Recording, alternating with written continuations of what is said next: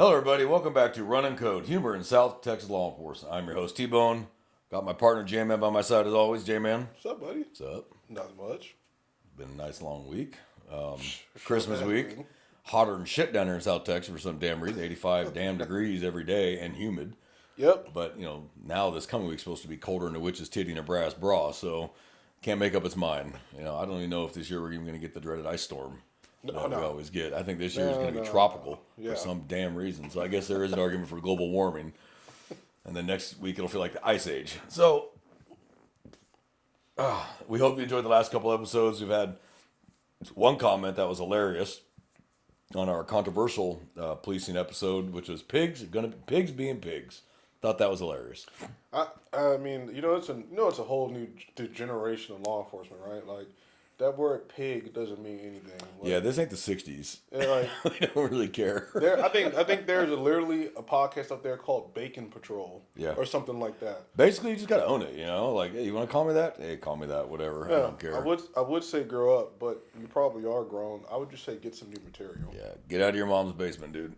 But if you want to continue listening to us, hey, appreciate the views.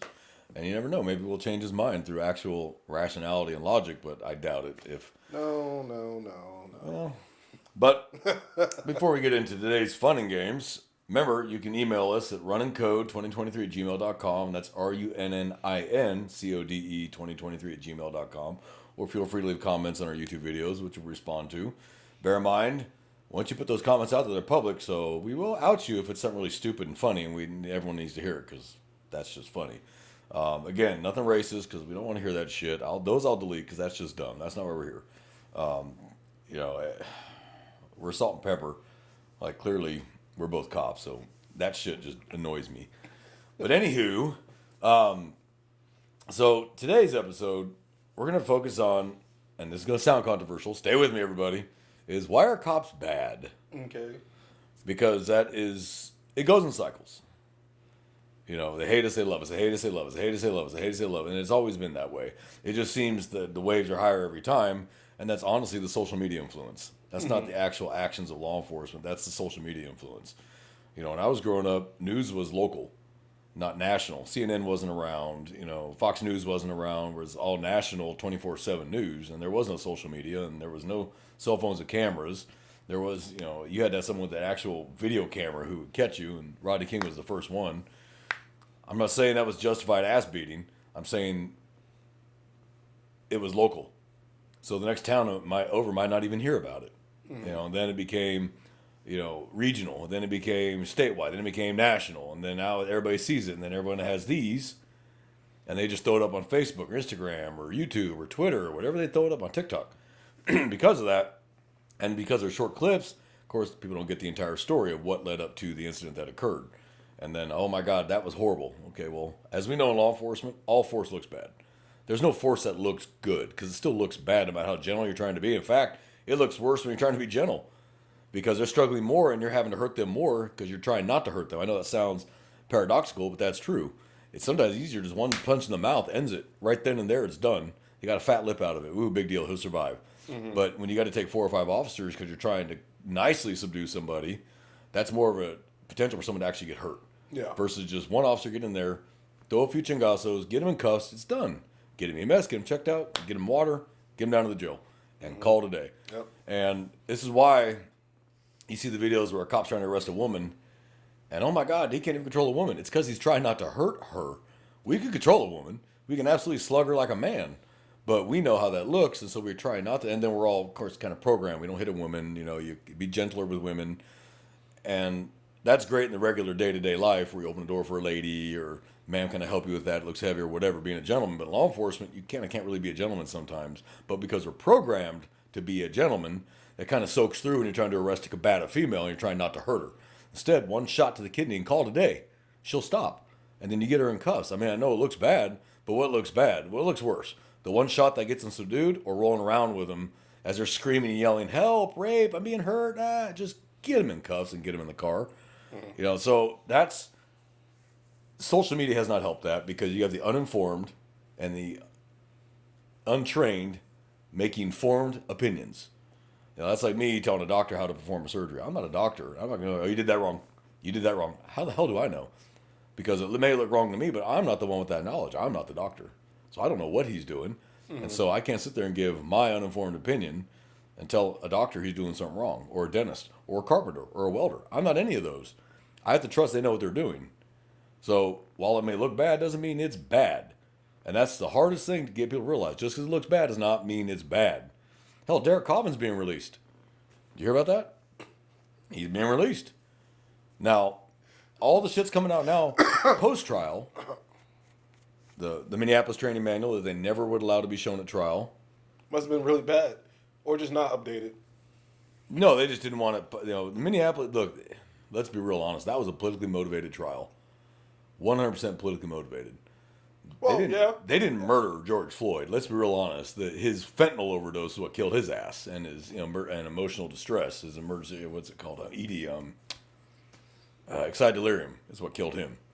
It wasn't Derek Chauvin. Now, could an argument be made he didn't take care of him? Yeah. As soon as he stopped moving, they should have been like, oh, something's wrong here, you know. But did they kill him? No. His fentanyl in his body is what killed his ass. And all the stuff that did not make it to trial that's now coming out. So they've decided to go ahead and release him. Now they put him on some pretty strict conditions. Can't leave the state. He's on a GPS. No contact with the Floyd family while they figure out if they're going to retry him or whatever. Who knows? I get the feeling he ain't going to make it to trial. Some ignorant jackass going to kill him. I mean, they already tried to in prison.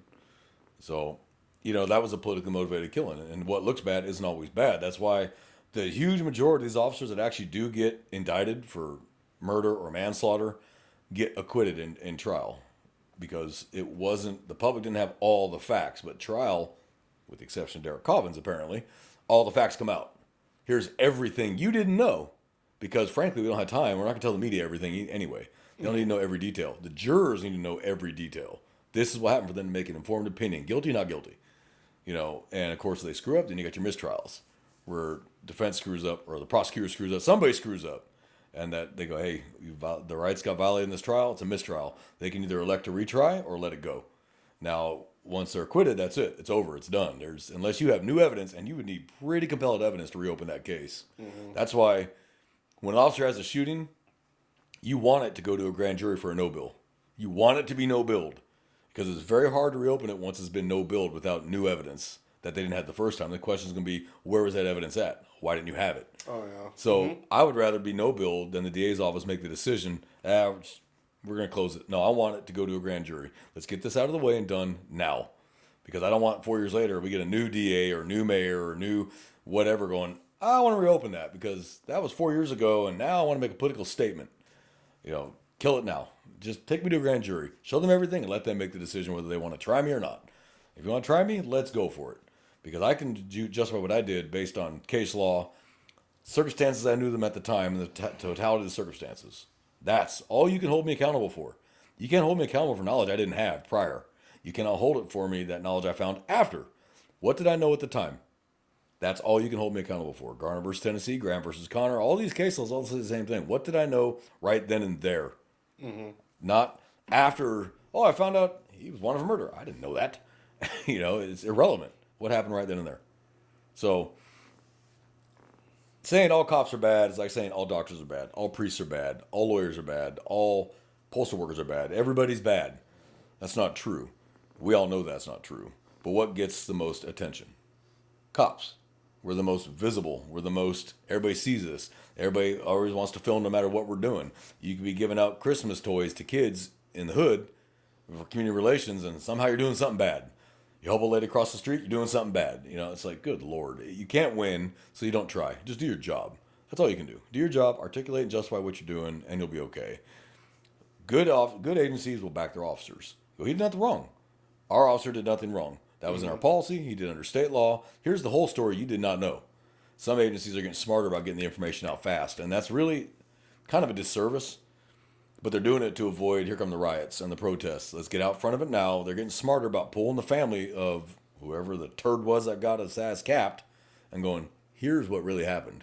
And they'll show the video and they'll show the body cameras to the family. And 9 out of 10, that's when stopping everything. The family gets the whole information except Ben Crump.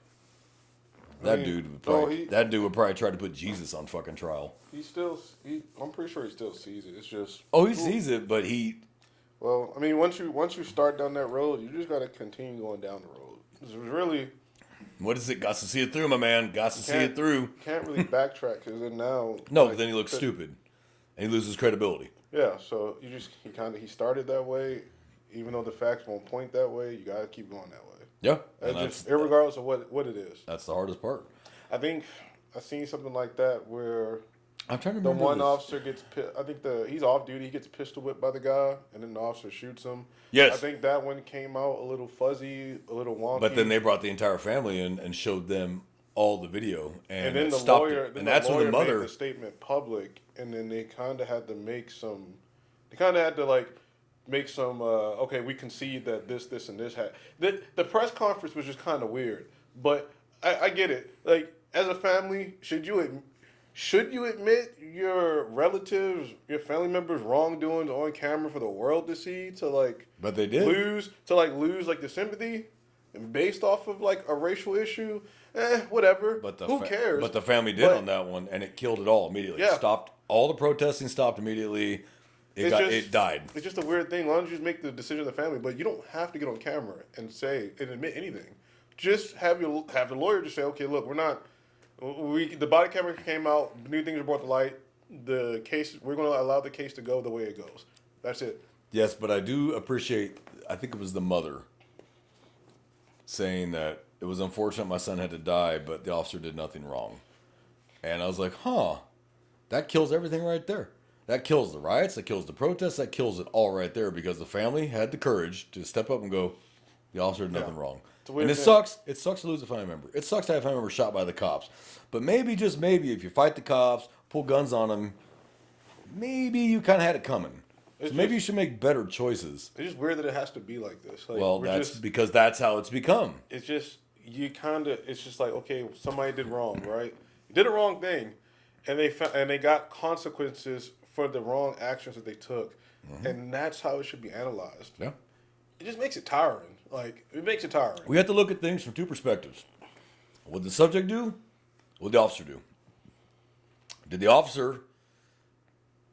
Okay, in a perfect scenario, the officer has time to learn everything about what's going on before he takes action. Now let's go to the real world where things happen this fast. Yeah. We've had officers that walking up on a domestic, the guy opens the door and starts shooting at the officers. They didn't have time to even consider anything. They're handling it like they've handled 9,000 other domestic violences. They walk up, knock on the door. Obviously, don't stand in the doorway. Score off away from the doorway so that bullets come through because incoming fire has the right of way. Get off to the sides, and then knock on the door, make contact, and make a determination from there. Does it appear they were actually fighting? Is someone injured? And then do your investigation. When you're walking around the house and rounds start coming through the door, what are you supposed to do? Now everything has changed immediately. Yep. So clearly there's somebody with hostile action with deadly intent. What are you supposed to do? It's easy for everyone to sit back and go, I would have done this and this. Well, one, you're not trained. Two, you're not in that situation. Three, you know more than they do because later more stuff comes out. At the time, because here's how it works for those that don't know. Dispatch will either read it over the air, or if you have a CAD, they'll read it over the air and put the notes in the CAD. This is what we know so far. That's what you're beholden to. What did dispatch make you aware of? What are the CAD notes saying? Because they assume you've read the CAD notes. They're going to assume you read the CAD notes. Sometimes you can't. Maybe you're driving code, so you don't have time to read the CAD. You really shouldn't be reading the CAD or running high-speed code. You really need to be paying attention to the road. Yep. But you're hoping dispatch to give you the pertinent information over the air. Victim is saying that husband pulled a gun on her and now is in the living room with a gun. Okay, that's pertinent information. We didn't know that. That I'm not just going to go barge through the door unless I start hearing shooting. Then you don't have a choice. Get your ass in there and stop it. Or now, victim is saying subject has left in a blue BMW and has left the neighborhood. Okay, now we've been told the subject is not there anymore. That does not mean he's not waiting 2 doors down for you to pull up. Yeah. It just means that you've been told that he's no longer on scene. So that might alter your approach tactics. Because now you still have to check down the victim first. Victim takes the priority. Not getting the person into custody. We know who the person is. The wife's going to know her husband. Yeah, it was so-and-so. Here's his name and date of birth. Great, we can find him. He's going to come back here eventually, or where he works, or whatever, mom's house, But the public says, oh, you should have had all this information before you ever got there. Well, that sounds great, but that's not how it works. And going off what we know at the time is what has saved our officers, because this is what we knew. And the people, well, they should have known more. Oh, they should have slowed down. Well, if it's violence in action, violence in progress, your job is to stop the violence. Yep. Your job is to stop the violence, stop the killing, whatever it is. Uvalde aside, they fucked that up royally. Your job is to stop the violence now. So if you got to get to that door to get to the victim, whether it's male or female, because women have killed men before, women beat men up too. Just most men aren't willing to call the cops and go, "My wife hit me," because it's a pride thing. Nobody wants to be that 6-foot dude going, "Yeah, my 5-foot wife hit me." But violence is violence. Domestic violence is domestic violence. It doesn't know a gender. Mm-hmm. It's just more women or more men are violence or victims of domestic violence than most people are aware of. Because who the hell wants to be that guy tell his buddies, "Yeah, my wife hits me"? Because then you feel like a coward or a bitch, and that's not true. We all know that if you're 6 foot and she's 5 foot and she's beating the shit out of you, and you haul back one time and smack her across the fucking mouth, she's gonna call the cops and go, "Look at my face," and they're all looking at you like, "Hey, dickhead, she's 5 foot, 100 pounds. You're 6 foot, 180. What the fuck, dude?" Even though we know under the penal code you had every right to do that. It's not what it is. It's how it looks. So this whole all cops are bad bullshit, it beyond ticks me off, because it's not true. So ACAB, all cops are bastards, all cops are bad, whatever the hell it is, or fuck 13, or all this other stupid bullshit. People don't like being held accountable for their actions. People get very agitated at being held accountable for what they did. And police are the ultimate holders of accountability. We caught you. You were doing wrong. We caught you. You were hurting somebody else. You're taking something that doesn't belong to you. Whatever the hell it is, you're putting someone other in danger. Like traffic stops, a prime example. Oh, that's the traffic law. That's not a real state law. It is. If you're doing 100 miles an hour on a 60, the potential there you're going to kill somebody, which means now someone's dead. We got to shut down a major highway at rush hour, which is going to piss off 1 million people trying to get home. Yeah, there's consequences to doing that, which is why our job is to stop you and either figure out, A, why are you going that fast? Do you have a medical emergency? Is your wife in the front seat about to get delivered? Okay, we'll get EMS started right now. Did you just commit a crime and are running away from it? There's a million reasons people speed, but that's one that I've ran into several times. They're running away from a crime they just committed. If they'd been doing the speed limit, never would have brought attention to themselves. Instead, they do 100 miles on the highway. Oh, let's find out why this person's driving that speed. Could just be a reckless teenager letting his, feeling his oats in his car or whatever. But we don't know why. We need to ask questions why. And then it is the guy who just committed the crime, or he has warrants for his arrest, or he has illegal drugs in the car, or he's a felon in possession of a firearm, and you walk up on the car and shit turns south, and he turns to a shooting or use of force, and everybody's like, "Oh my God, they beat up that motorist for nothing." No, it wasn't for nothing. I'm telling you right now, it wasn't for nothing. The cop didn't walk up and just start clocking him in the face. That's not what happened. Everyone knows that's not what happened, but they conveniently forget these things that led up to the force being used. Yeah. And want to say, "Yep, that was bad. It was bad use of force." Why don't you look at the whole story? I honestly, maybe, well, I always wonder, like, the public's perception of what they think this job should be versus what it actually is. Yeah.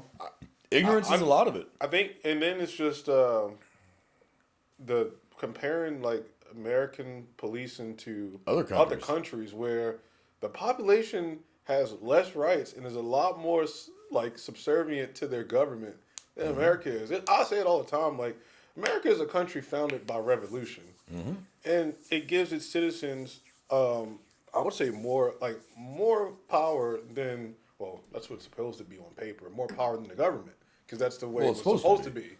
So you can't compare us to, like, some police officers in another country where the population isn't as, I guess, rebellious in nature, like, to authority. It's just not going to work. Yeah. Like, it just, so. Well, the Constitution limits the power of the government. Yes. It says what the government can and cannot do. Yes. So the state laws are what you can and cannot do. And then the case laws, not the state laws, but the case laws that came from these arrests, like Miranda and Graham and Mims and Arizona and Rodriguez, that all came from this. That's what says what we cannot do in law enforcement, or we can do in law enforcement. Yeah. Like a Terry search, a Terry frisk, or being able to order the driver out of the car or the passengers out of the car. Those came from Supreme Court case laws. Yeah. And the biggest problem now is the people, I don't like it, so therefore I think it's illegal, when it's not actually illegal. Yeah. So we've seen a million videos. It's happened to me. It's happened to you.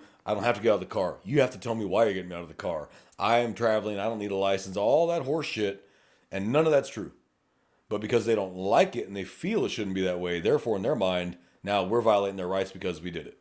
Well, no, the law says different. Whether you like it or agree, doesn't matter. I know what I'm allowed to do. You don't, clearly. And I've actually had lawyers I've stopped that don't know this shit. I'm like, you're a lawyer. How the hell do you not know?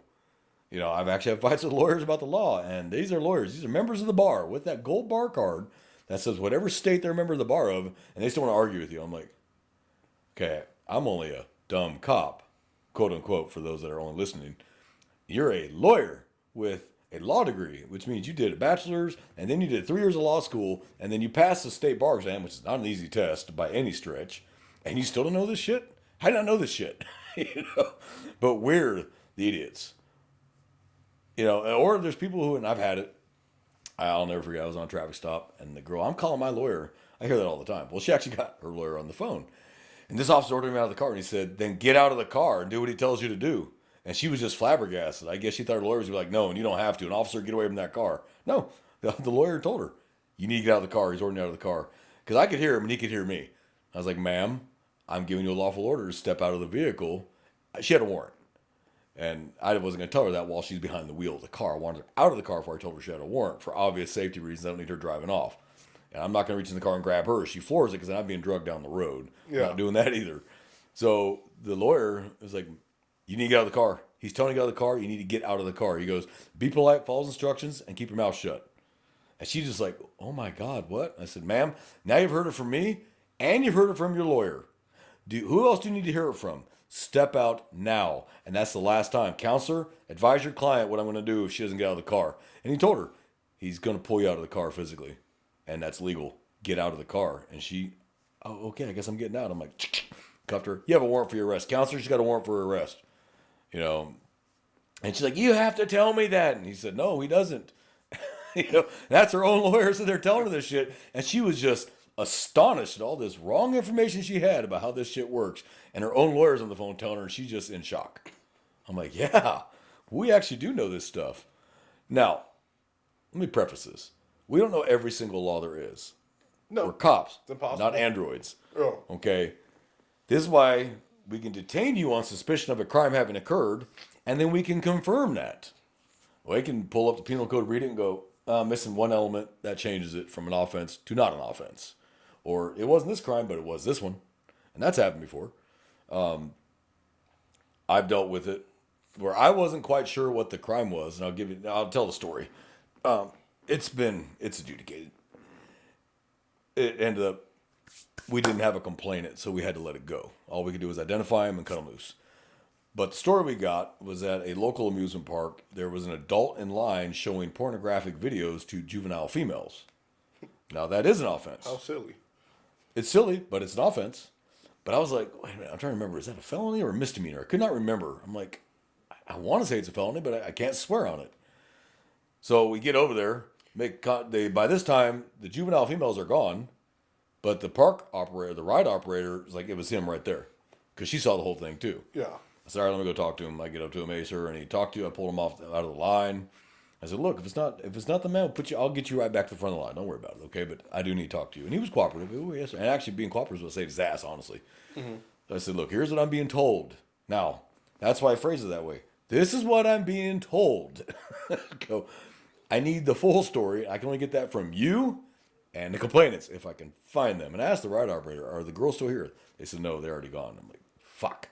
That's my complainants. Because how do I know for sure that they're minors? But the ride operator said, no, they were clearly young teenage girls. She goes, they're like 13 years old. I was like, what the fuck? I said, okay, man. I said, here's what I'm being told. At first, he tries to tell me. I said, hey, man, so what happened? Like, were you watching pornographic videos on your phone while he's online? Like, while he's in line? And here's what he told me. Didn't have to look at my phone. I said, sir, you're not in privacy, though. You're in public. You don't have an expectation of privacy when you're in the public. That's crazy. So whatever's on your phone, they don't have to look at his phone. Yes. But they can hear the audio. Yes. Yes. What an idiot. So I'm just like, but sir, you're in the public, which means anything you do is visible by anyone else, and they can film you, record you or take your picture. You're in public. You're not in the privacy of your home. So I said, now let's just cut the bullshit. I said, the ride operator made it clear you were showing these girls these videos. Like you were making it known. You were holding your phone out for them to see them. Like, let's stop bullshitting me. Yes, sir, I was. Now we're getting somewhere. Would you mind, and I didn't demand it, I said, would you mind showing me these videos that you were showing them? He goes, yes, sir. And he opened his Snapchat, and it's a video. It's a pornographic video, and it's very graphic. And I said, okay, why would you show that to these girls in line? He goes, I thought it was funny. Freaked out. Okay. Freakazoid. I said, if you had a daughter and some guy, a grown man, because you're 22, is showing your juvenile female daughter pornograph, would you be okay with that? Well, no, I wouldn't be okay with that. So, and I'm like, okay, what is the damn code? And I finally found it. It's a Class A misdemeanor. It's an A, to making pornography accessible to a child. That's what it is. Chapter 43, I think, of the Texas Penal Code. 4324, I think, is the actual code. Either way, it was a misdemeanor. But it's still a crime. I knew it was a crime. I just didn't know exactly which one. So I still know it's a crime. And I can still detain him. I can still ID him. I can still find out who he is. Make sure he's not a sex offender. Make sure he doesn't have any warrants. I can at least get his name, address, phone number, date of birth. So I can at least field identify him. You know, and then, okay, man, well, here's the deal. So could not find the juvenile girls. No one came forward. I don't have a complainant. So I have to release them. But at least now, I've got it on file. I wrote a full report on it just in case the mom does call and say, hey, I was at your park and this guy was doing that. Now I can go talk to her and the 3 children and go, okay, what did you see? Did you actually see? Tell me what you saw. Don't ever lead the witness. Did you see a penis? Oh, yeah, I saw a penis. No. Ask them, what did you see? That open-ended stuff, you're leading the witness. That will come back to haunt you in court. Yeah. So to say, what did you see? You pull them, you separate them. What did you see? Oh, I saw a video of a guy masturbating. What did you see in the video? Not did you see his penis. What did you see in the video? Oh, he was jerking off, and I could see his cock or whatever. Okay, that's all I need to know. Thank you very much. Go to the next one. What did you see? I wasn't able to see the video from my angle. Okay, fair enough. Now I have actual complainants. Now I have their dates of birth. Now I can prove that they're female, they're juveniles. They're under 18. So you're not supposed to make pornography available to anyone under 18. It becomes a felony if you employ the children to sell pornography. That's when it becomes a felony in Texas. So you can't have some 6-year-olds selling nudie mags. That's just Yeah. That's just a stupid thing to just do. It is in public in general. But it's just when you're in line to get on a ride. Does that make me a bad cop because I didn't exactly know which violation of the law it was at the time? No. I know it's a violation of the law. I just can't remember exactly off the top of my head which one because there's thousands of them. Now let's do the thing. What would have made you a bad cop? Approaching that situation differently because we're giving the inverse. All right. If all cops are bad, right? Here's what would make me a bad cop. Yeah. If I take the statement of that ride worker that those were juveniles and I hook them and arrest them, I have no proof those were juveniles. I had the word of a ride operator who's 25 years old herself telling me I know for sure that those are juveniles. She doesn't know for sure. She assumes, based on how they look, that they're juveniles. But I have no proof of that. So I have no actual complainant, and I still arrest them anyway. That's the problem. Now, once I've ID'd them, nothing says I have to arrest them right then and there. The only law in Texas that is mandatory arrest is violation of a protective order. That is the only mandatory arrest law if it happens in the presence of a peace officer or magistrate. That's the only we shall absolutely arrest you, no questions asked. Every other thing can be investigated, and you can take your time. The rush to arrest, you don't always need to arrest. Arrests are for a couple reasons. To protect the public from reoccurrence or to prevent reoccurrence. So I'll give you a great example. I'm trying to think of a great example that actually would make sense to the listening audience, not the cops that are listening, but civilians. Okay, here's a great one. You're working a part-time. You work at Walmart. That's your part-time. Boo. Yeah, I know. I won't work Walmarts anymore. I want nothing to do with Walmarts. But you never want it for anything to do. You always had something going on. Yeah. Loss prevention tells you that, hey, we got a guy stealing whatever. And he's putting it in his bag. Okay. They start watching them in the cameras. You go past the final point of sale because they have to cross the final point of sale for it to be a theft. If they stop the register, they haven't stolen it yet. Even though you know they're going to walk by because they shoved it all in a bag, you still have to wait on the final point of sale. All right, get him into custody, detain him. Yep, you walk past the sale. That's him. We've been tracking him. Here's the video. We followed him to the store. Open the bag. Oh, there's everything he stole. There's the phone charger. There's this, whatever, video game, whatever the hell he stole. Now, it's a nonviolent crime. So nothing is compelling me. I have to arrest him this minute. I can file that at large. I can get a hold of the patrol sergeant, or I can get a hold of CID investigators and go, hey, it's theft. It's $101. I know the theft threshold for B is 100, 750. Not anymore. Not anymore. It's changed. Yeah, but I forgot that. Now all theft is arrestable. And all theft has always been arrestable. But there was Class C theft, and then there was B theft, and A theft, and felony theft. But CID may be like, just cut him loose. Just, he got him ID'd. He's got no warrants. Cut him loose. They'll criminally trespass him from the store and cut him loose. Because the drive is not, is that going to protect the public if we take him into custody right then and there? Mm-hmm. Yeah. Is the public in danger of him stealing from Walmart? So you got to look at the level of the crime. Now, violation of protective order, the other end of the scale, which is a mandatory, no questions asked, you shall arrest. Like the law is phrased very specifically for a reason. Officers shall arrest a person who violates a protective order in the presence of that police officer or a magistrate. Shall, meaning you have no choice. You shall, period. Not may, which gives you wiggle room. Shall. There's only one crime that's a shall arrest. Even murder is not a shall arrest, believe it or not. People are like, oh my God, but it's murder. Well, we have to investigate, and we're on the clock. Once we put cuffs on somebody and they go to jail, once they're in custody, we're on the clock to get this case done. So it's easier to let them go for the time being while you investigate further to get all your evidence together. And then once you have all your evidence together and you have a prosecutable case, now you issue a warrant for murder, and now you take them into custody. And now that the clock is ticking, you have time to get it turned into the DA's office for a review and indictment. Right. That way you don't blow the time. Because here's how that works. For the public that does not realize how it works, I arrest you for murder. Your bond is $5 million. You don't have the 10% to get out of jail. So you're stuck in that jail. The law says I have a certain amount of time to get that case filed to the DA's office. If not, it hits the time frame, they have to release them on personal recognizance no matter what the crime is. Mm-hmm. They have to release them now. No bond. You're free to go. They might put you on a monitor, maybe, depending on what it was, but you won't have to pay any money because we blew the time frame. Mm-hmm. Now, if you bond out, that lengthens the time frame because you're not in custody currently. You're just under investigation. Now, once you're indicted, then they issue a new warrant for your arrest for murder. But if you've been indicted, that means the case has already been turned over to the DA's office. Your part in it is done until it actually comes to trial when you got to testify. Mm-hmm. That's how that works. Yeah. And that's for any offense. That's misdemeanors to felonies.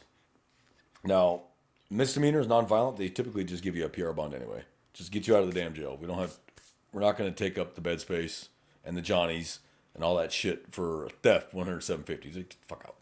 I don't have time for this shit. Pre-COVID, you never got PR bonds for family violence, ever. Now you're seeing PR bonds for even family violence. And that was due to COVID. Keep the jail overcrowding down. Criminal trespass. Get them out of the jail. Okay? Give them an arraignment date. Be in court on this date and time with your lawyer. 99% of them don't show. They issue a piddly B warrant for them. Fucking asinine. But now it's a warrant.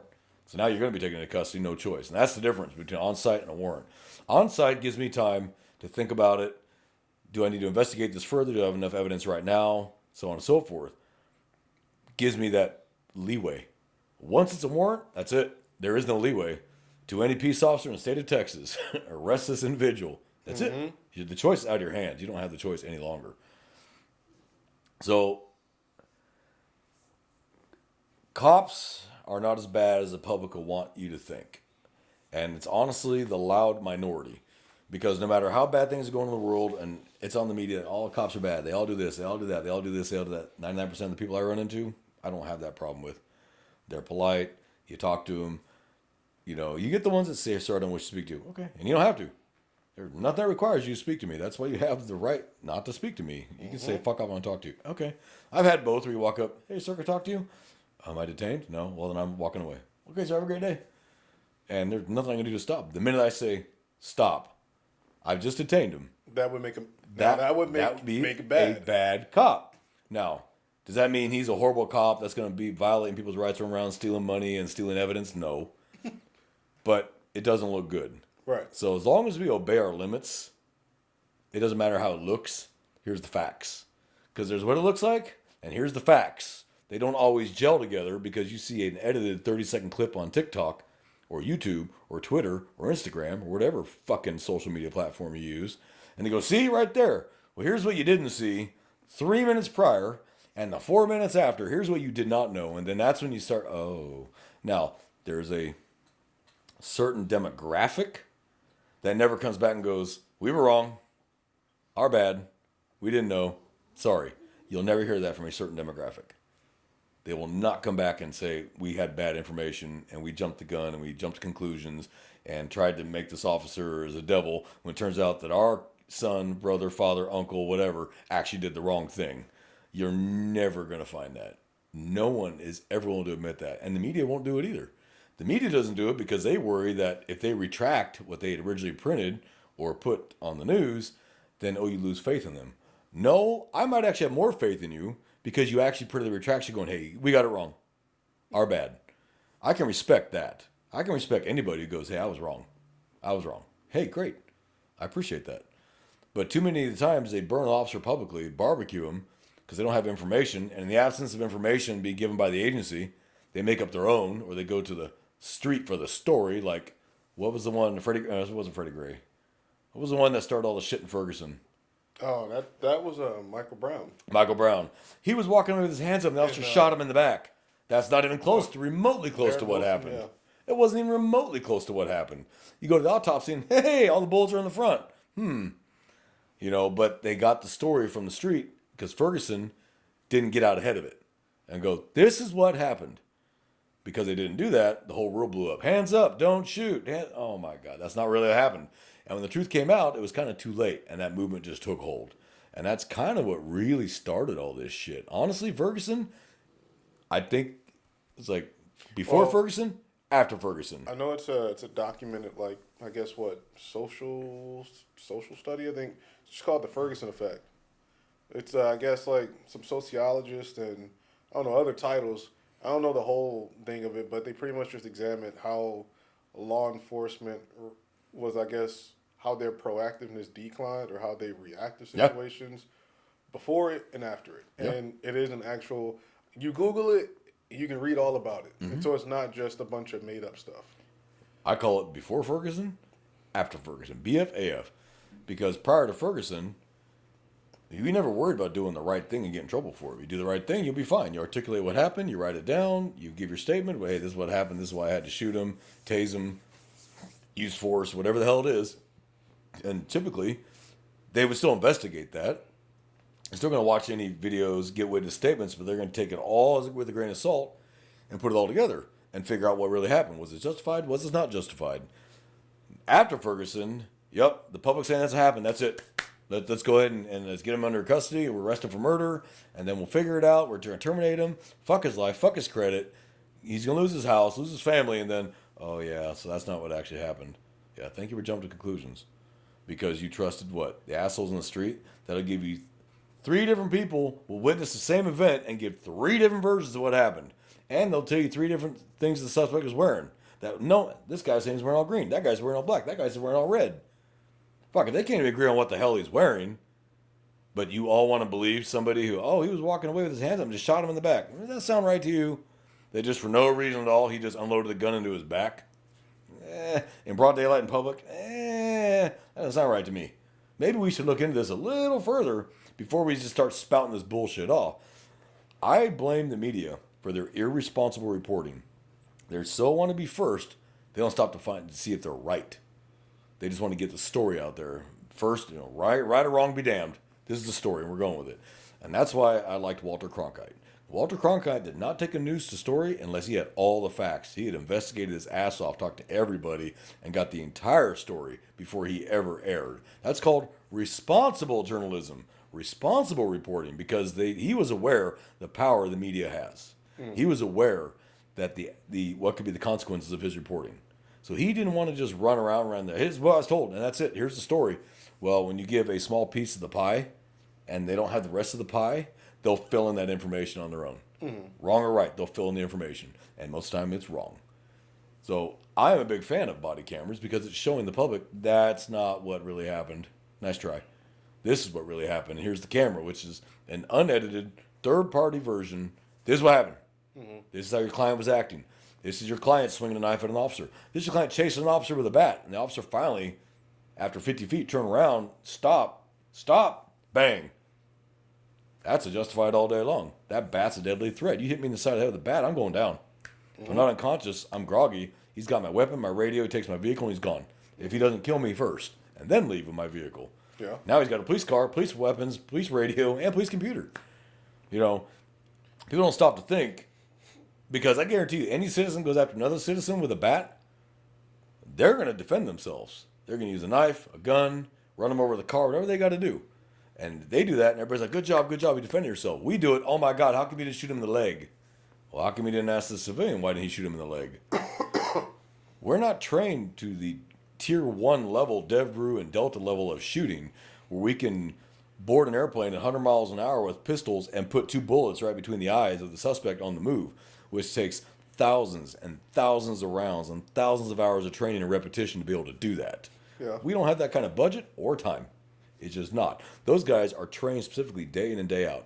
Thousands of hours on the range, thousands of rounds, 10,000s of rounds to do that, to put 2 holes into a target that big while moving, while they're holding a hostage like this, and hit them right here in the tee box. We don't have that kind of training or time, and it's a perishable skill.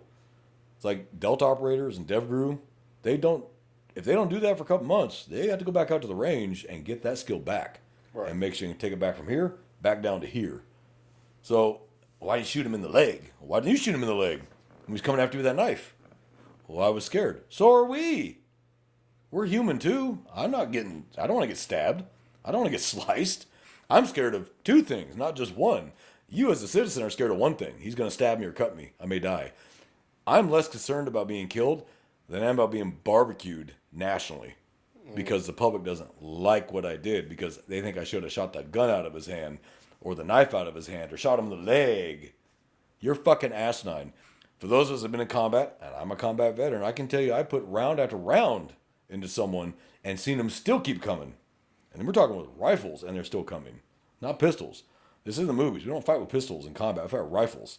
M4s, M16s, whatever you got, you're fighting with a rifle. And I've seen an insurgent take round after round and keep moving. And if they're armed, they're still a threat. Just because they're dying doesn't mean they can't get rounds into you before they die. So that's why we don't shoot in the leg. That is asinine. But there's a difference on a traffic stop between it's just me, that guy, and I got no cover and I got no backup. And he's coming at me and I got nowhere to go. I got nothing. Versus we have 4 or 5 officers. We got the officer with a beanbag shotgun. Maybe he could put the guy down, hit him with a beanbag shotgun in the lower gut, see if he drops whatever the hell he's holding and falls on the ground, and then we get him into custody. That's the best outcome. The very best outcome is they drop the weapon, we just handcuff him. It's over, it's done. No force is used. Hey man, you good? What's going on, man? Talk to me. I want to die. Okay, well I'm not going to kill you for you, dude. Sorry, you're under arrest, but we're going to get you some help. That's the very best outcome. All the way to I had no choice and I had to pull the trigger. The public goes, oh my God, you're bad because you shot him because he's black, he's Asian, he's Indian, whatever the fuck it is. Now the hot button is ice right now. Oh my God, look at the force they used to arrest him. Yes, because they're taking him into custody. They can do that. You think that they're not allowed to use force like we are? Still the same Supreme Court case laws. They don't just apply to local law enforcement, they also apply to federal law enforcement as well. They have the same restrictions that we have. But if you're fighting them, and then people are surrounding them while they're trying to take this person into custody, yelling, screaming, and throwing shit, they can arrest your ass too. They don't get to be injured because you don't like what they're doing. That's not how that works. You don't get to injure me or you or any other law enforcement officer because they don't like it. That's not how that works. That's what we say. Take it to court. Your lawyer will sit down with you, and 99% of the time, the lawyer will tell the client, you were wrong. You screwed up. Not the officer. We don't want to show this to a jury.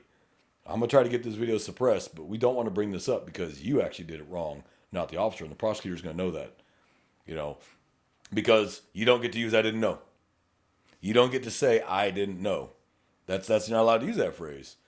You as a respectable being, in quotes for those again listening, A respectable citizen, how about we'll just use reasonable? A reasonable citizen should know that if you pull a knife or a gun on a cop, he's going to shoot you. That's a reasonable person to understand. Don't do that.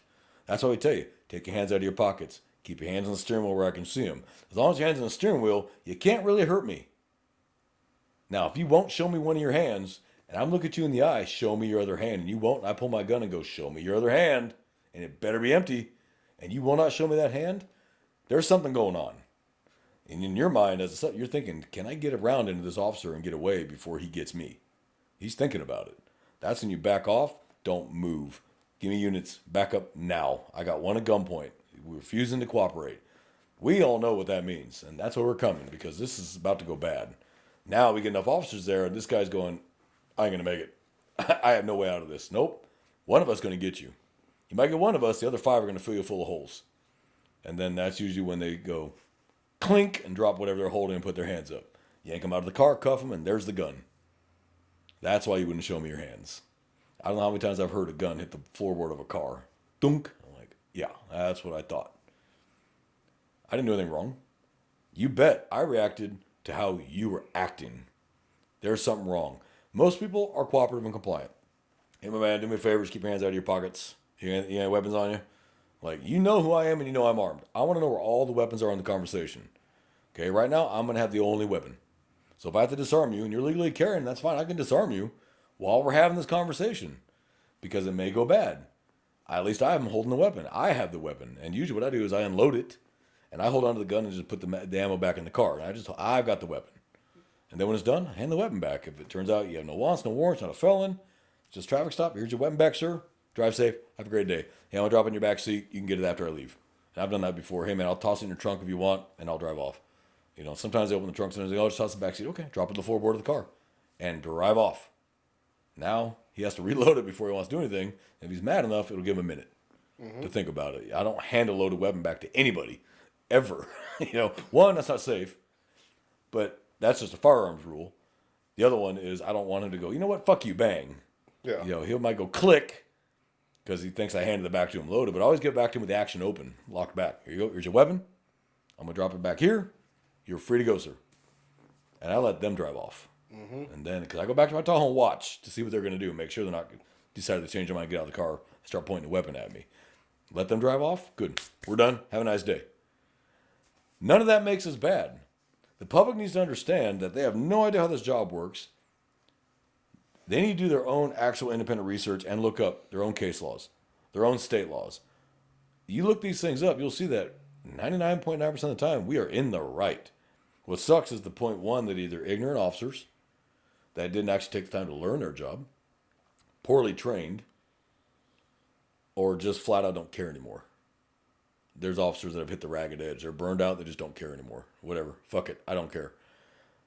Of course, that's the ones the public sees. That's the one that makes the news. And that they're all like that. No, they're really not. And I can't tell you a single time in the 13 years I've been a cop that I've ever heard an officer say they made an arrest based on anything racial. Never heard it. Not once. And I've worked the ghetto, and I never once heard that. I never once heard an officer say out loud they're going to do something illegal. Not once. Those days are gone. And they need to be gone. I'm glad they're gone. But like any other job in the world, you're going to have people that do bad at it no matter what. Yeah.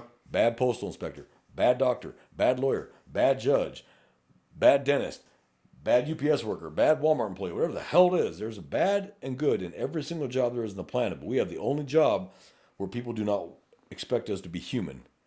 They want us to be robots. You don't want robots. You still want us to have our own independent thought processes. Trust me on that. But they're willing to forgive malpractice. They're willing to forgive malpractice of clergy. And for those that know what I mean, know what I'm talking about when it comes to the Catholic Church. People are willing to forgive that. A man of God who has sworn an oath to the Bible and God touching kids. And they're faster to forgive that than an officer getting into a fight with a gangbanger with an attitude and whipping his ass. I don't understand that. I don't understand that. We don't walk up to regular citizens and start pounding on them. I can't even tell you the last time I can actually remember an incident where a regular Joe, non-criminal, was ever just pounded. But I can tell you a million where it's a gangbanger with an attitude. He starts getting mouthy or threatening the officer or puts his hands on the officer. And yeah, he gets his ass beat. That's kind of how it works because it'll, two reasons. One, shows that person, don't do that again. Here's the consequences. But it shows the public, that's what happens when you put your hands on one of us. You're going to get pounded. So don't put your hands on us. Do what we tell you to do. If you're going into custody, you're under arrest. If we say the words, you're under arrest, that ship has sailed. Fighting us is not going to unarrest you. You're in custody at that point. Whether the cuffs are on or not, you're in custody once they tell you you're under arrest. Fighting me is not going to do anything to save you. You're only going to make it worse. If you do manage to get away from me, now we're going to get every officer in the area looking for you, and we're going to find you. And now the potential now for violence goes up. Because you've already tried to get away once. Now you're so scared that you're going to do something even stupider to stop us from taking you to custody. And it's going to get dumber and dumber. Someone's going to end up dead. You're already caught. One of the smartest criminals I ever met. And he is a smart guy. He really is. I mean, he did his time. He did 12 years in the California penitentiary before he came out here to Texas. But I looked his record up. He'd never once been arrested for anything violent. When I called CDC, California Department of Corrections, he never once attacked a correctional officer in any of the prisons he was at. He was in Pelican Bay where he finished his time in the SHU. When I talked to this guy, I said, man, you've done, you got arrested for theft. You've been arrested for possession of controlled substance, vehicle theft. He goes, I said, but not one time have you ever been arrested for anything violent? He goes, I don't use violence. That's only going to make it worse. He goes, I can get a couple years for this, or I can add 10 years for fighting with the officer. He's like, the juries don't really look kindly on that. They look kindly on the theft, like, whatever. Okay, he stole a motorcycle. Whatever. He goes, he goes, I never ever attacked a cop. He goes, why? You already got me. I'm not going to make it better if I attacking the officer. Because then there's going to get 20 officers to whip my ass and get me into custody. And if I shoot the officer, every cop in the world's going to be looking for me. He goes, so just turn around, put your hands on your back, keep your fucking mouth shut. That's all you got to do. He goes, you already caught me. I'm not going to make it worse. And that's a smart criminal. Like, he's dumb to commit crimes, but he's smart enough to know fighting us is not going to help his case. It's going to make it 20 times worse. Because anytime you put your hands on somebody, the potential's there for someone to get hurt or killed. The minute you put your hands on somebody. That's why we try to do it as nice as we can. There's things we could do that look even worse, but they're legal, but we don't do them because of how bad they look. I can use my baton to get you out of the car. 100% legal, 100% within policy, and 100% within training, but it looks bad because it's a baton. So I tend not to use that measure, even though I know it would be quicker to get him out of the car and get him to custody faster. It's where you put the baton up the side of their neck on the muscles here, not the windpipe, not the carotid, not the windpipe. For those that are going, oh my God, that's a choke. It's not a choke. You extend your baton, you put it behind their neck right here on this muscle right here, and you pull. Let me tell you, they're coming out of the car. It hurts so much, but it does not injure you. It does not injure you. That's just where the head goes, the body goes. Where the head goes, the body goes. We know that as cops. Hell, anybody's done any kind of martial arts training. Yeah, if you get them a headlock and throw, their whole body's going to follow the head. Like if a suspect is on their stomach with their arms underneath of them, if you just cross body them and you pull with this, like your forearm, like right on the side of their head, and you just pull in the opposite direction, you're going to lift, the body's going to lift up because the head's lifting up. Mm-hmm. And it doesn't matter how strong and you get the arms bottom, and they're going to come up. Now, it's not a choke. You're not impeding their breath or their blood. Nope. It's muscle torque, basically. It's pain compliance. It's called pain compliance. 100% legal. We're not injuring you. We're hurting you. Big difference. It's kind of like guys who... I had a suspect trying to get away from me. He was juvenile. I didn't know he was juvenile at the time. He looked like a grown-ass man. But I grabbed him by the hair immediately. That's going to hurt like hell. But it's not going to injure him, but it's going to hurt. And I grabbed him all the way to the back of his head, and I pulled like that. And let me tell you, he stopped backing up real quick. And then I pulled down, and he went straight to the pavement, and I cuffed him. And I just held on to his hair, and I twisted like this. Put your hands down your back, or I'm going to keep twisting. He finally put his hands behind his back. I cuff one, give me your other hand. Cuff the other one, then let go of his hair. Because I now have what can hurt me, his hands. He's like, man, that fucking hurts. Yeah. Now, yeah, I know it hurts. Now let's take that scenario. What would make you the bad cop? You've already gained your compliance, and you cuffed if I'd continued holding on to his hair and twisting after he's been cuffed, because now I'm not doing that for paying compliance. I'm doing that to be, what's the word? Cruel. Unusual. I'm doing that to be cruel. I'm not doing that for any other reason other than I'm pissed and I want to give him a little taste. No. Once you got them in custody, the force stops. That's how that works. Now, there's this misconception that we can't use force on you once you're restrained. That's not true. That's not true. There's limited circumstances where you can use force while they're cuffed. If we're trying to we got him cuffed, but he kicks my partner in the balls, yeah, we can still use force to get them under control. Once you had them under complete control, though, the force stops. That's the difference. But yes, just because you're handcuffed does not mean you can't kick my partner's kneecap out or kick me in the balls. Yeah, that's a no-go. We're not going to let you keep doing that just because you're in handcuffs. Now, we're not going to take the handcuffs off so now we can fight with you again. We're going to control your legs too now. And if I got to use a 4-point restraint, I'm going to use a 4-point restraint. And I've done, I don't know how many times I've had to hog tie people and drive them down to the jail in a hog tie because they're kicking the doors and they're kicking the windows. It's like, oh my God, really, dude? Like, you're already caught. You're not making this better. And then you got to get down to the jail. I need the CERT team out here. CERT team comes out, get him inside. They take him out, put him in the chair, and wheel his ass in. And all that's on camera. And all that's the jury's going to see. You're already caught. So the other one is the little video that shows us yanking somebody out of a car. And they're fighting with him, getting him out of the car, and the person's screaming, "No, I didn't do nothing. Why are you doing this?" And when you watch the whole video, they told him 20 times why they're doing it, and they told him 50 times to get out of the car. But they leave all that part off to go, look, he just reacted, ran up, yanked the door open, just pulled her out of the car. That poor woman threw her down on the ground and handcuffed her. No, you're missing something. You're missing the rest of that video where he told her 20 times get out of the car and why he wants her out of the car. Why are you arresting me? I've told you. Why are you arresting me? I've already told you. Why are you arresting me? I've told you like 10 times. I'm not telling you again. You heard me. I think in their mind, what they're hoping is that we'll say something different. And that's not what you told me before. I told you what it was. That's it. End of story. Problem solved. You're coming out of the car or I'm going to get you out of the car. Which one would you like? You tell me. You're in charge right now of your own destiny. Which way do you want to do it? Violently? Right to break windows, cut seatbelts, pull you out of the car, put my hands on you? Or just step out of the damn car? Because you're still coming out of the car one way or another. But you can get out under your own power. I can put handcuffs on you, detain you, figure out what's what, figure out what's going on. Just because the cuffs are on doesn't mean they can't come off. I don't know how many people have uncuffed. Hey man, as soon as he said you got a warrant, and that's after I get him out of the car, cuff him, let me figure out what's going on. Let me see if it's even extraditable. Mm-hmm. I'm going to detain you, pat you down for a weapon. You got any weapons on you? All right, give me a second. Put him in the car, call dispatch, find out if this dude is extraditable on this out-of-county warrant. They don't want him. Okay, show him release someone mail. Pull him out. All right, sir. That county doesn't want you. They're not willing to extradite, so I would just stay out of that county if I were you. Free to go. Drive safe, sir. If you fight me, you still have an active warrant. I can still legally detain you while I figure out if that warrant is extraditable or not. So if you fight me, turns out they don't want you, I still have you for resisting arrest because I had every legal right to detain you. So when you do that stupid shit, instead of just being calm and waiting to see what happens, hey, they don't want you. Free to go, sir. Drive safe. Have a nice day. Stay out of that county because they want you. They're just not going to spend the money to get you from another county. Drive safe. That's the end of it. And I've had that happen a million times. Yeah, they don't want you, man. Your lucky day. Mm-hmm. Drive safe. No fight, no fuss, no muss, no charges. Drive safe. Because if that county doesn't want them, it doesn't matter. What I feel about the crime they're accused of, it doesn't matter. They don't want them. It's not my county's warrant. So, okay. It ain't personal. Have a nice day. Clearly, it ain't that serious, or they would have asked, we will like to extradite from anywhere. So, I've had the opposite, though, where, hey, man, look, you got a warrant, man. I don't know what to tell you.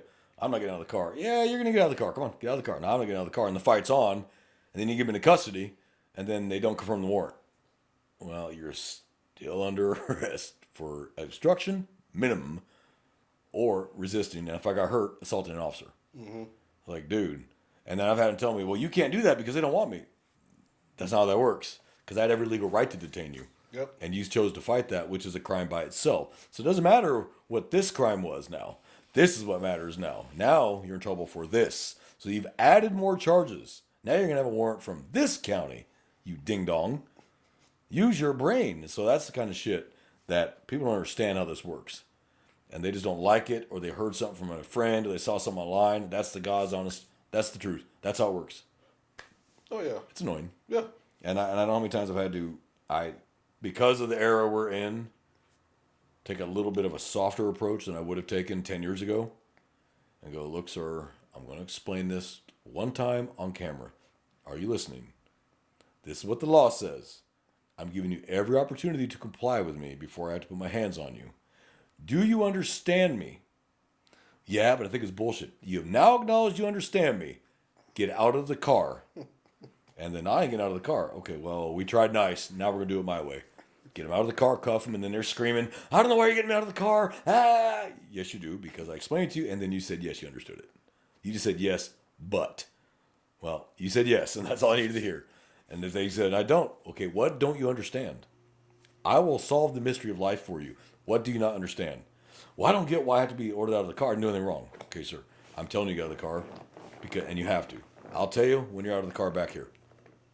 I want you away from the car. Come back here and talk to me. Doesn't even mean I'm going to put you in handcuffs. I might not. But I'm going to get you away from the steering wheel. And I'm going to get you out of the car.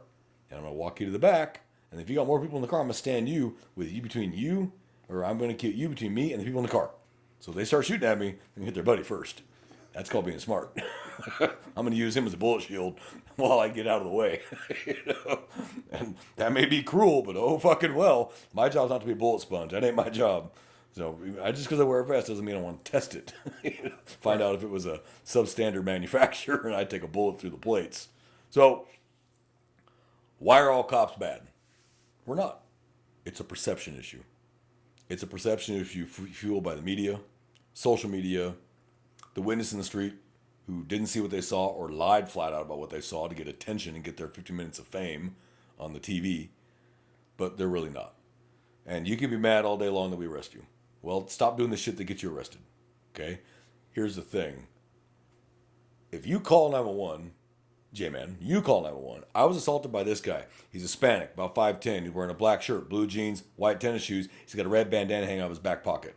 That's a pretty thorough description. Yeah. A quarter mile away, there's a guy matching the description walking down the street. Yeah. And the bolo's already been put out to all the units in there. Hey, be on the lookout. We're looking for a Hispanic male.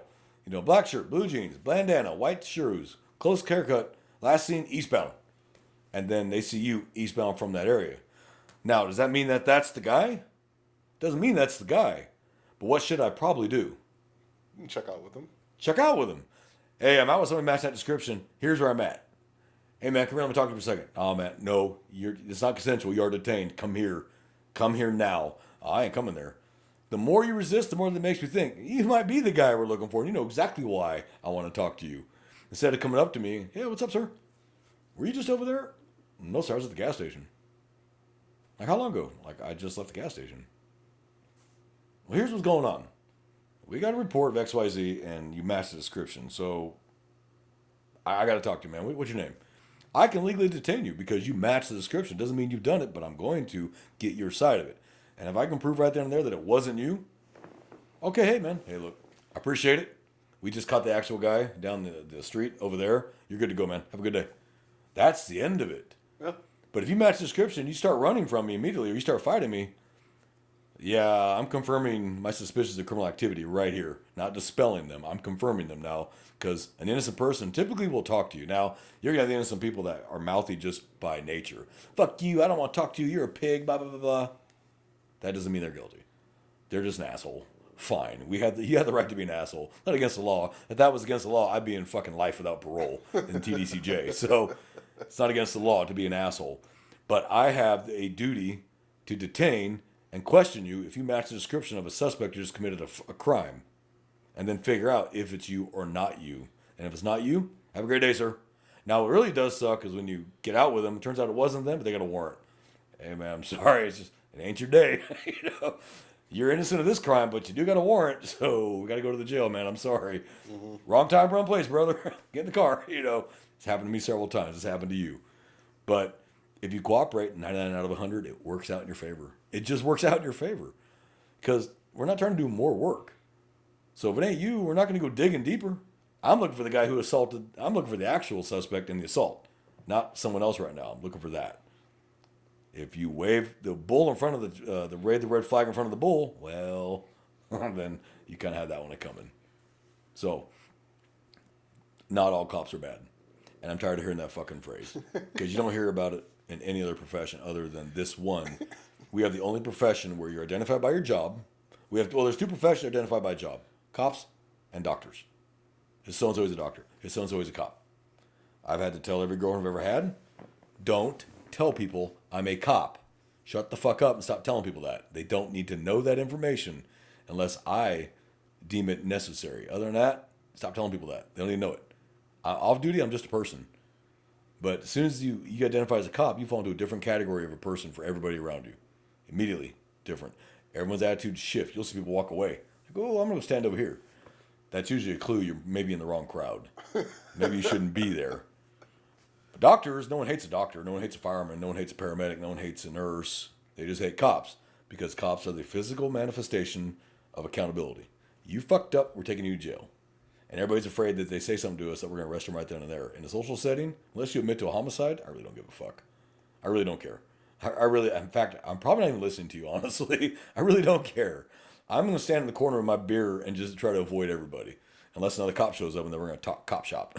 That's just cops. Right. We tend to gravitate towards each other because we understand each other. You can't talk like that's like Republican and liberal. One's so far right, one's so far left. They're not really going to sit there and talk to each other. They're going to scream at each other probably, but they're not going to have an actual productive, rational, grounded conversation. Two cops can stand there from two different agencies and have a productive conversation. Mm-hmm. We're a very unique breed. But this whole all cops are bad bullshit is really kind of just starting to get on my last fucking nerve. Just all the way. So that's what I wanted to talk about today because I think the pigs being pigs comment was like, you know what? Maybe we need to address that. Fine, we'll address that. You want to call me a pig? Call me whatever the hell you want. Call me an asshole? Thrive on that. Call me a prick? You must have met me before. I don't care what you call me. All I care about is if I'm investigating a crime, I tell you to talk to me or stop. And if it's a legal detainment and a legal conversation, just do what I'm asking you to do. And 9 out of 10 is going to work. And if we decide you're going to jail, you fighting us is not going to reverse Uno that. You're going to jail. Now do you want to go to jail with more charges? That's right. There is no reverse Uno in this game. Okay? So if the public just actually try to understand why we do what we do and how we do what we do, which is why we do this podcast, for those that don't know, that's why we do it. We want to peel back the layers because it's the unknown that gives everyone anxiety. It's the unknown of how we work that freaks everybody out because they don't actually know. And then they saw this video on YouTube. Oh my God, they beat that poor woman up for nothing. Well, it wasn't for nothing. I'm telling you right now, it wasn't for nothing. Maybe in 1955 Alabama it was for nothing. This is 1955 Alabama. This is 2025 modern policing. We all have cameras. Okay? We probably give you far more leeway than we should because it's the modern era and everyone's standing there with cameras. People want us to tell people 20 times to do something before we actually make them do it. I'm still old school enough to where I ask you, tell you, then make you. I'm not going to negotiate with you and give you time to think about fucking with me. I'm going to get you in custody under control fast. Because that's what it is. It's all about the 2 C's, custody and control. Mm-hmm. Then figure out what the hell we got. If it ain't you, have a great day, sir. I've had the domestic violence, going back to that, where the wife calls 911 and says, husband hit me. We get there, detain the husband, and then it turns out she's actually the aggressor. Cuff her. Unhook him. Hey, sorry, sir. Yeah, that's what we were told initially. We have to detain until we figure out what the hell's going on, and it turns out it wasn't you. You're not under suspicion of a crime right at this time, sir. You're free to go. You're the victim. Here's all the paperwork for it, blah, blah, blah, blah. She's going to jail. Because that's what we're told. That's the information I have at the time. What did I say earlier? Totality. Mm-hmm. That's the information I have at the time. Yep. My husband beat the crap out of me. And if he's being loud and big and aggressive when we get there, yeah, we're going to cuff him. Because the cuffs can always come off. But I don't want to try to fight to get him on after the decision's been made if he's still being aggressive. Let's do it now. Well, I got 3 or 4 officers here with me. I only need 1 officer to release somebody. Mm-hmm. I might need 4 to get him into custody. Yeah. So let's be smart and let's make a smart choice. So that's true. It's all about going home at the end of your shift regardless. You might be a little battered, a little bruised, but you're going to go home at the end of your shift. You might have to swallow some Tylenol, but you're going to go home. So that's how I look at life as a cop. What we do is not always pleasant. What we do is not always fun. But what we do is necessary. And it can be heartbreaking. It can wreak havoc on our emotions and the shit we have to see. But at the end of the day, we are responding to the choices you made as a human. Not what we did. What did you do? That got us there to talk to you. Because contrary to popular belief, we don't just drive around fucking with innocent, peaceable people to screw with them for fun. We had a reason we stopped you. You may not know what it is, but we know what it is, and we're going to tell you what it is when we are at an advantageous enough point to tell you why. Traffic stop for speeding is just say, sir, I'm Officer so-and-so, I stopped you for speeding, got driver's license, proof of registration, da-da-da. Now, if you're the car fleeing the scene of a crime and you match the car, I pull you over, you might get a different response. I might walk up with my gun down on my side. Sir, I need you to step out of the car now, come back here and talk to me. I don't have to sit there and give you a 10-minute long story about why it's you. I'm telling you to get out of the car, come back here and talk to me. And then you get out of the car, come back here and talk to me. Hey, where were we just at? I got my kids in the car, I just left the daycare. You weren't over there? No, sir, I was over there by the daycare. I just picked up my kids. And you look in the car and there's 2 kids. And then, hey, call there. Did you have kids with them? No, I didn't see any kids in the car. All right, sir, you got your ID real quick? Because I got to document who I talked to. All right, sir, you're free to go. Have a nice day. That simple. But the more aggressive you are, the more I think, yeah, you might be the guilty one here. It might really be you. Because a normal, innocent person, everybody has, it's the reactions to being accused of something. For those that are genuinely innocent, they're puzzled. They're like, what are you talking about? Sir, I have no idea what you're talking about. Guilty? I'm trying to get home, sir. I love that phrase. I'm trying to get home, sir. Yeah. Where are you coming from now, though, on your way to home? There are certain phrases that we listen for. There's certain body language that we look for to determine whether someone is innocent or guilty, and deceptive behaviors. And there's that could be a whole 3-hour episode on deceptive behaviors. Christ, there's so damn many. Problem is, when you learn this stuff, don't use it on your spouse.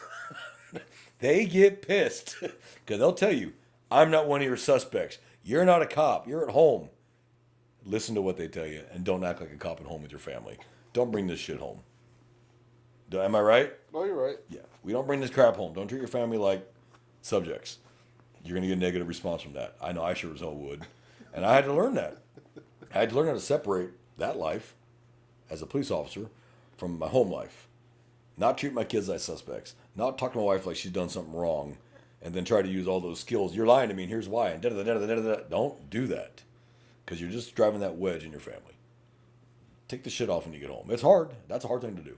That really is a hard thing to do. It's probably one of the hardest things to do is separate yourself from that. There are certain behaviors we carry through life. I don't ever sit my back to a door. Ever. I'm not going to. And I'll probably do that till I'm 100. I just won't do it. But when you get off duty, you're off duty. Enjoy your time with your family. Leave work at work. It's going to be there when you come back to work. Turds are turds 24/7, 365. They'll be there Monday morning when you get back to work. Let it be. So that's today's episode. J-Man, can you think of anything else we should add here that may be pertinent to the ignorant and uninformed that listen to us? And ignorant, by the way, is not a jibe. Ignorance means lack of knowledge. That's all it means. No, can't think of nothing. Well, for those of us in our Running Code family, thank you for joining us on another episode today. We'll get it uploaded, get it all to you. Hopefully you enjoy it. Leave some comments. Topics you want to hear, email us at runningcode2023@gmail.com. We'll answer you, or we'll answer you on the actual podcast, or we may even send you a return email. If you don't want your name, tell us, hey, please don't release my name or anything. That's fine, won't do it. If you say something stupid or asinine, but it's funny, we're going to read it out, because that's just funny. Don't say something you don't want to get made fun of. If you put it on, if you put a comment on YouTube, that's public right there, and you just made it public. Yeah. Email's different. If you want us to respect privacy on certain things, you tell us that, and we'll respect that privacy. For everybody else, please pass this out to people. Tell people about our podcast. Let them listen. Could give them good knowledge. Could be the difference between somebody, fixing their ignorance. May decide they want to be a cop. May decide they find another job because of what they heard here, and that's fine too. This job ain't for everybody, and we tell people that this job ain't for everybody. It really isn't, and I'm sorry, but it's not. There's other great jobs out there that could be just as helpful. You could be a fireman, a paramedic, a doctor, a nurse. Hey, great, go do that. All those jobs need to be filled by good, capable, confident people. Yeah. This job requires a little more than that, though. I don't expect a doctor to be a brawler, but I do expect a cop to be a brawler if he needs to be. Okay, I expect the doctor to be soft and compassionate and caring. Cops should be that too, but we need to know when to have that edge as well. When you got to put the hands on, you put the hands on. But if you're talking to a lost child, you're not going to bark at them. You get down on your knee to his or her level and talk to them. Find where mom and dad are. If you find a kid wandering down the street, probably shouldn't let that go. You should probably stop and see what's going on and look for the house with the door open. And then make sure that someone's not dead inside that house, because that has happened before. Figure out what's going on. Be proactive. Do your job. Investigate. Ask questions. Ask questions. God, I hate having to say that. I shouldn't have to say that. But I actually have to force rookie officers. Ask questions. Ask more questions. Before you call me as an investigator, did you ask this? No. Did you ask that? No. Did you ask that? No. Do all that and call me back. And they call you back. Oh yeah, it wasn't XYZ. It wasn't XYZ. No kidding. It wasn't XYZ. You don't say. I could have told you that just based on my years and years and years of experience of doing this damn job. So we should make an episode like how to frustrate your investigators.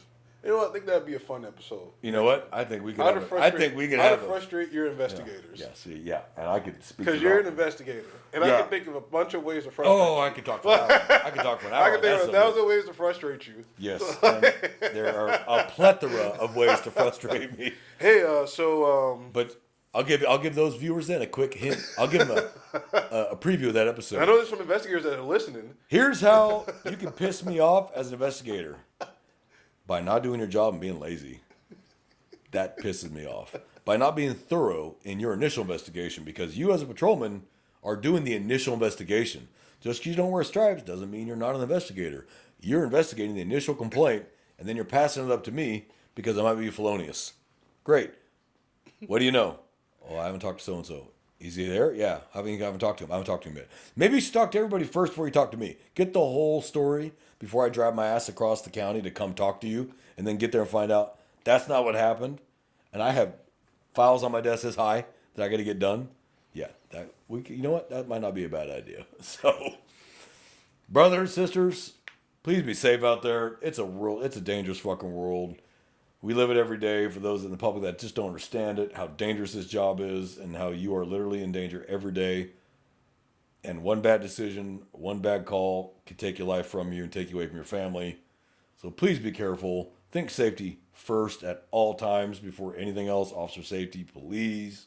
Think officer safety. I've gone to too many cop funerals and I don't want to go to any more. Pass. They're heartbreaking, especially when it's your family and then there's their family, that mom, dad, whoever it is, not coming home. That's a horrid thing. Be safe, please. Approach every suspect like they want to kill you. Approach every traffic stop like they're going to shoot you as you walk up to the car. Be polite. Have a plan to kill everybody in the room. That's simple.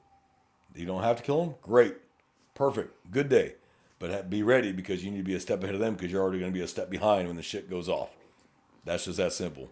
We don't have time. We don't have time to act sometimes. Sometimes we can only react and hope we made the right damn choice.